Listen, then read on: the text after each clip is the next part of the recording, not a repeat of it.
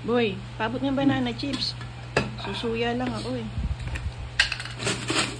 Ang tanggal suya. Gusto naman 1 piraso lang. Ano gusto mong baong bukas? Huwag mo na akong pababawanan nung ano, pinabawan mo kanina, yung ham roll ba yun? Bakit? Di ba masarap? Malungkot kainin. Ang dami mong alam. Kung mo nakakita ng pagkain, malungkot. Hindi, basta kanin, tsaka yung ano, ham roll. Ano, parang walang sayang kung ano, pagka kinakain. Ah. Hindi ako pababawanan ng ganun. Dapat sasamahan ng gulay siguro na para Hindi ano. ako pababawanan ng ganun. Malungkot yung almusal pagka ganun. Sige. Bukas gusto mo masayang ulam. Sige.